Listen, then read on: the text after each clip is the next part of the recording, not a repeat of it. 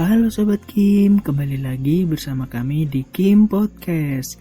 Pada kesempatan kali ini, kami akan bincang-bincang bersama salah satu Kim yang ada di Gunung Kidul, yaitu Kim Marsudi Tani. Daripada penasaran, yuk langsung saja.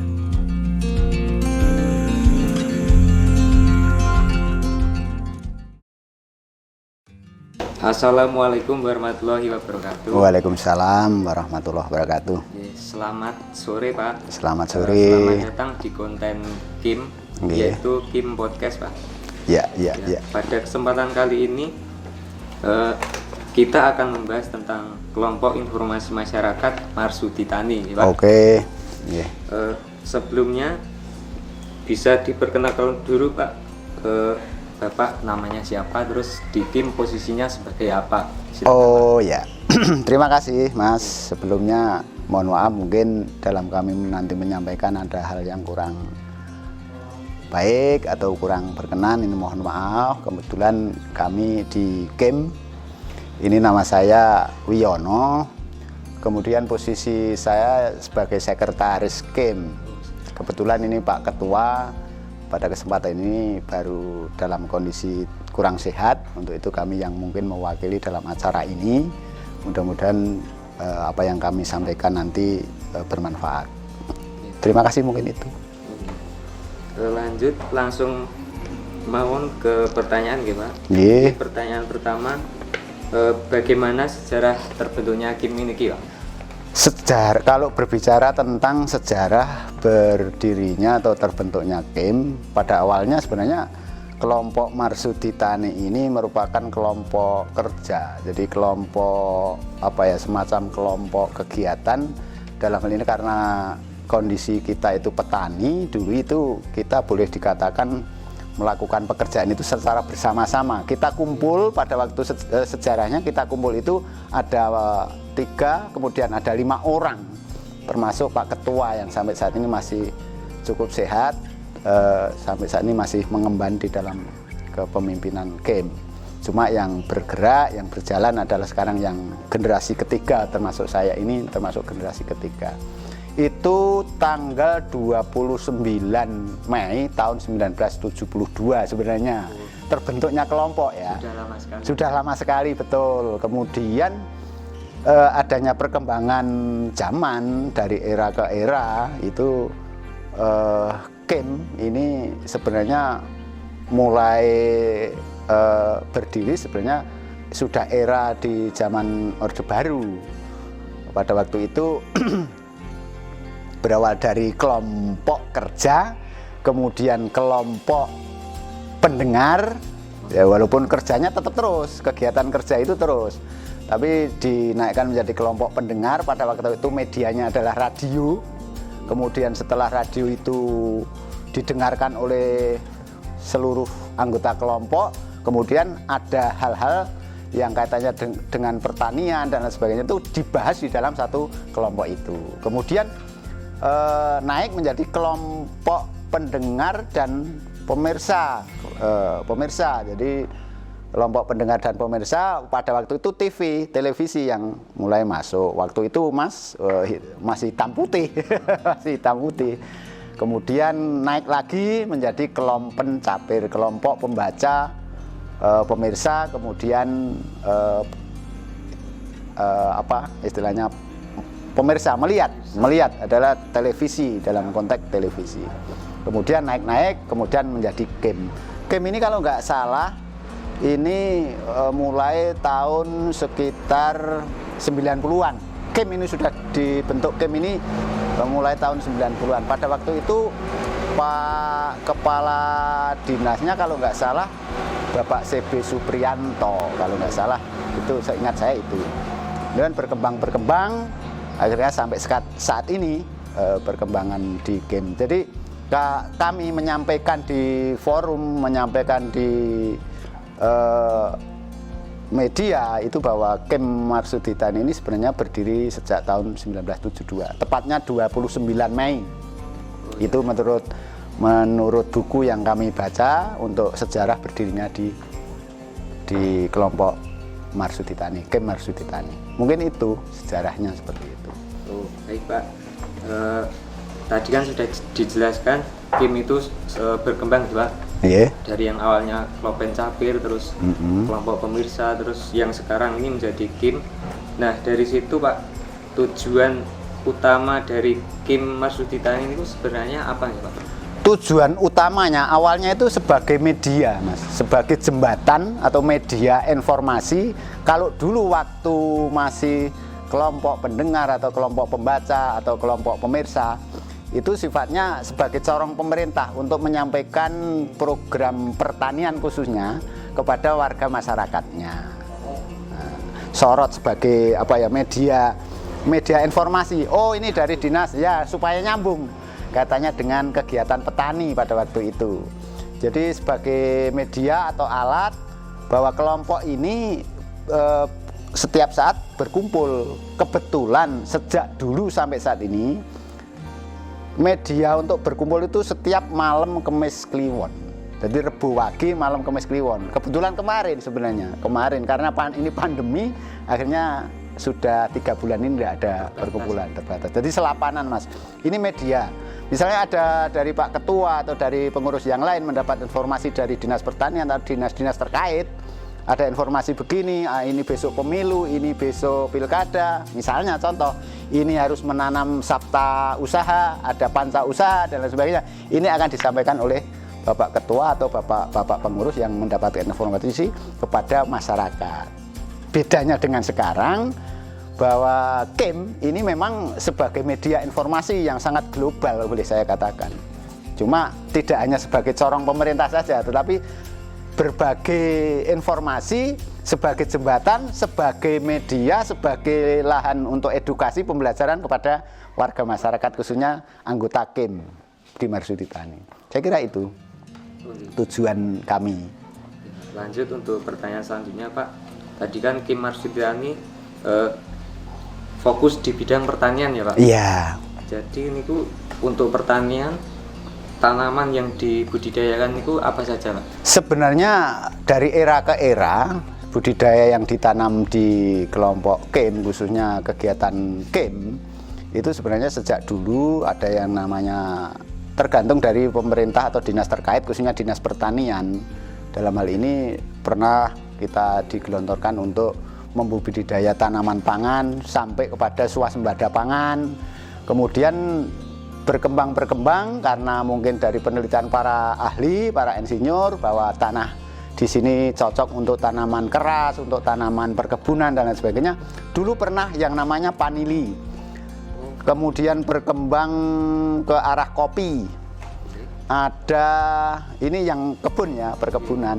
Kemudian ada cengkeh.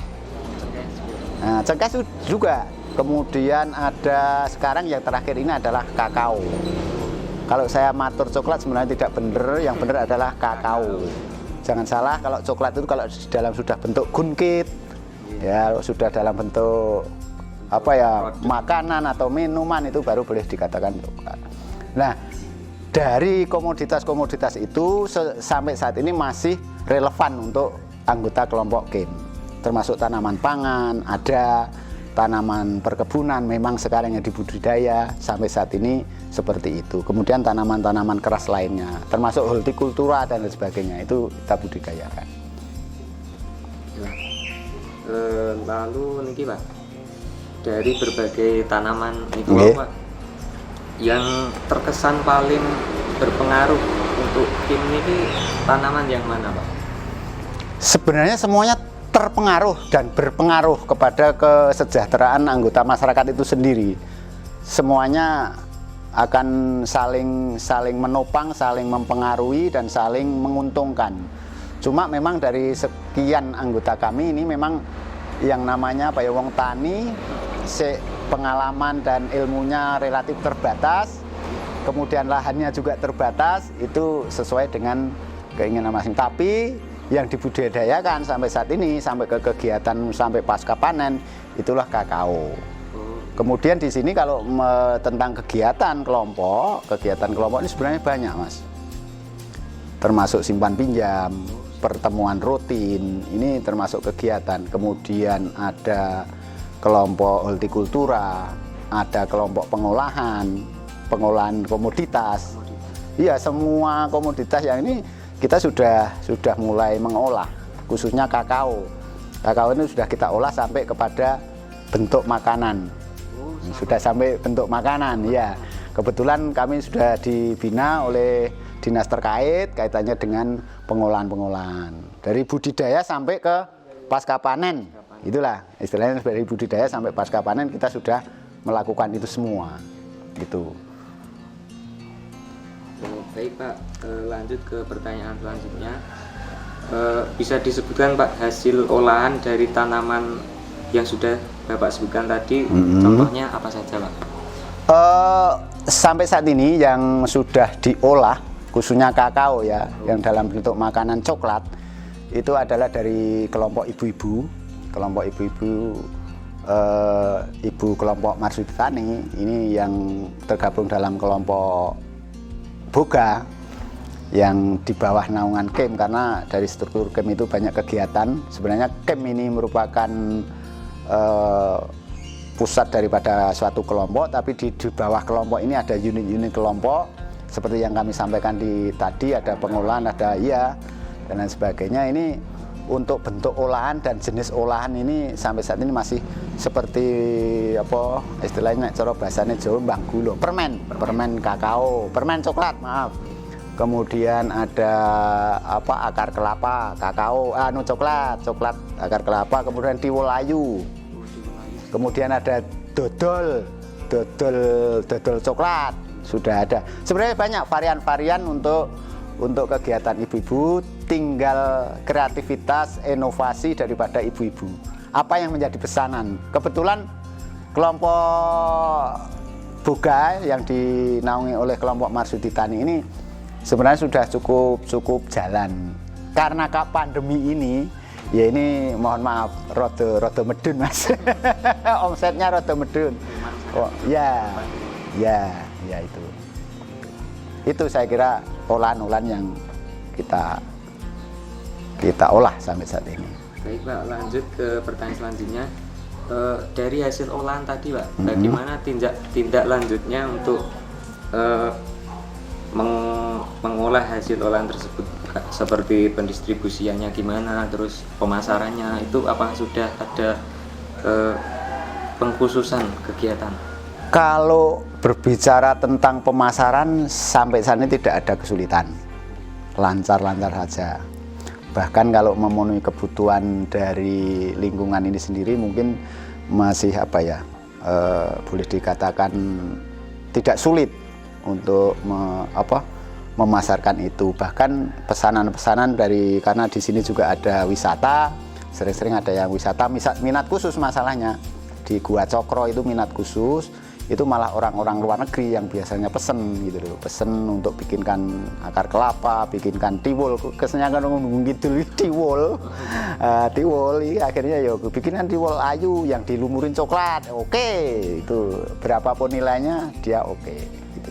Kemudian mengenai distribusi atau ini juga nggak ada kendala, saya kira sampai saat ini masih lancar-lancar saja lah untuk kegiatan, karena masih skalanya relatif, mohon maaf, masih kecil lah, masih skala lokal lah, masih lokal. Tapi untuk ke luar itu ya yang hanya datang ke sini, yang rawuh ke sini. Ini dulu pernah dari Qatar, kemudian dari mana ya, dari Malaysia, itu ada yang datang ke sini minta dibikinkan seperti itu. Kepada siapa? Kepada Pok Darwis Wisata kepada kelompok untuk dibikinkan pesanan ini. Itu modelnya seperti itu, Mas. Ya. Lalu ini Pak, bisa diceritakan Pak pengalaman paling berkesan selama menjalani kegiatan di KIM Marsudi Tani? Kalau yang berkesan, dalam arti berkesan itu apa ya? Ya semuanya berkesan, terkesan, dan bangga menjadi seorang kelompok informasi masyarakat, karena sekali lagi kelompok masyarakat ini atau kelompok informasi masyarakat ini sejak dari tujuan itu sendiri bahwa sebagai jembatan informasi, sebagai pengolah informasi, sebagai pembelajaran informasi, ini akhirnya kesan kami kepada khususnya kepada instansi terkait katanya dengan itu mungkin kami di Gunung Kidul ini kesan yang paling terkesan itu kami pernah diajak ke luar negeri oleh Pak dari Dinas Kominfo pada waktu itu, Inkom bersama Bu Irma di kelompok sumber alam kalau nggak salah, sumber alam di Ngelipar itu sana diajak ke Brunei Darussalam. Kita bisa terkesan ketemu sama raja, ketemu sama Perdana Menteri, seorang petani, seorang kelompok tani, kelompok informasi masyarakat yang sekecil kami, yang secara struktural pemerintah mungkin yang paling bawah, ini bisa ketemu dengan pejabat-pejabat negara di luar. Itu mungkin kesannya di situ, atau mungkin apa yang merupakan kebanggaan bagi saya pribadi khususnya, kemudian umumnya kepada kelompok Marsudi Tani, bahwa kami kelompok ini, KEM ini ternyata diperhatikan oleh pemerintah. Walaupun sebenarnya kelompok ini mungkin pemerintah belum mencanangkan, kami sudah berbentuk kelompok gitu loh. Awalnya seperti itu Mas, mungkin itu. Nggih. Pengalaman yang sangat berharga buat kami, pengalaman betul. Lanjut ke pertanyaan selanjutnya Pak. Niki harapan ke depan untuk Kim Marsudi Tani kira-kira apa Pak? Harapannya sangat berharap bahwa Kim Marsudi Tani ini, kami tadi sudah saya sampaikan bahwa saya sudah generasi ketiga. Harapan kami Kim Marsudi Tani ini nanti ada generasi terus menerus. Apalagi sekarang yang namanya jembatan informasi itu berbagai media, dari media elektronik, media sosial dan lain sebagainya. Termasuk kami selaku sudah tua ini mengikuti media sosial ini agak tersendat-sendat. Alangkah indahnya harapan kami nanti para muda, para generasi penerus kami ini mampu untuk melaksanakan sebagai KEM. Dalam arti melaksanakan kegiatan KEM ini menjadi lebih baik, tidak seperti sekarang yang kami lakukan sebatas kemampuan yang kami mampu. Itu jadi harapan kami ini KEM harus berlanjut, ibaratnya difasilitasi oleh pemerintah ataupun tidak. Ini harapan kami selaku warga KEM, ini harapannya tetap ada jembatan media informasi kepada masyarakat bawah kecil ini tetap berjalan terus. Harapan kami seperti itu. Dan kegiatan-kegiatan KEM ini yang bersifat produktif, maksudnya itu. Tidak hanya bersifat konsumtif lah, kumpul-kumpul nggak ada artinya, itu saya nggak seneng. Harapan kami semacam itu Mas. Jadi berkembang tapi ada nilai positifnya, ada nilai produktifnya, ada nilai boleh dikatakan ada nilai plusnya, ada nilai untungnya. Apa sih berkelompok KEM sebagai informasi ini, sebagai edukasi pembelajaran kepada masyarakat seperti itu. Jadi harapannya harus ada regenerasi. Regenerasi betul, kesinambungan. Jangan sampai saya sudah generasi ketiga, mudah-mudahan nanti ada generasi keempat, kelima dan sampai seterusnya. Itu ya. Sekali ya. Nggih, harapannya seperti itu. Baik Pak, kita sudah mencapai akhir dari pertanyaan ini. Untuk pertanyaan terakhir ini, harapan apa untuk Kim lain yang ada di Gunung Kidul Pak? Harapan saya, karena sudah terbentuk forum di Kim Kabupaten Gunung Kidul, termasuk kami juga terlibat di dalam kepengurusan Kim. Harapan kami memang ayo kita sesama Kim, harapan kami untuk selalu satu visi misi, agar nanti untuk mewujudkan media informasi di paling bawah, khususnya kelompok informasi masyarakat, ini akan menjadi lebih maju, lebih bergairah, yang pada akhirnya KEM Kabupaten Gunung Kidul, kelompok informasi masyarakat seluruh Kabupaten Gunung Kidul ini bergerak bersama-sama untuk mewujudkan informasi baik dari pemerintah maupun dari masyarakat, yang akhirnya untuk menuju pembangunan di Gunung Kidul itu akan lebih jos, itu loh maksudnya. Mantap itu. Nggih. Ya mungkin itu saja Pak. Ya. Beberapa pertanyaan yang bisa kami berikan untuk Iya. kesempatan kali ini. Terima kasih atas ketersediaannya memberikan penjelasan-penjelasan mengenai apa saja kegiatan di Kim Marsudita ini. Iya, iya. Oke, Mungkin cukup itu. sekian Pak Iya. pertemuan kali ini. Ya, mungkin sebelum ditutup, mungkin sedikit kami nambahkan bahwa harapan-harapan yang sudah kami sampaikan ini nanti harapan kami tidak hanya mandek sebatas ini, tapi harapan juga selanjutnya. Sebenarnya banyak yang akan saya sampaikan, cuma karena durasi waktu mungkin dan lain sebagainya, akan alangkah indahnya kalau masyarakat atau publik dalam hal ini bisa mengetahui, bisa ngewongke Kim, maksudnya gitu, ngewongke Kim yang pada akhirnya Kim itu tidak dipandang sebelah mata, maksudnya itu. Mungkin tambahannya sedikit itu harapan kami itu tidak dipandang sebelah. Oh, Kim ki opo sing ora dan lain sebagainya. Itu saja, Pak. Ya, terima kasih banyak Pak. Iya. Kami pamit undur diri. Ya. Apabila kami banyak kesalahan, Sami-sami. mohon maaf yang sebesar-besarnya. Sami-sami. Wassalamualaikum warahmatullahi wabarakatuh. Waalaikumsalam warahmatullahi wabarakatuh. Terima kasih.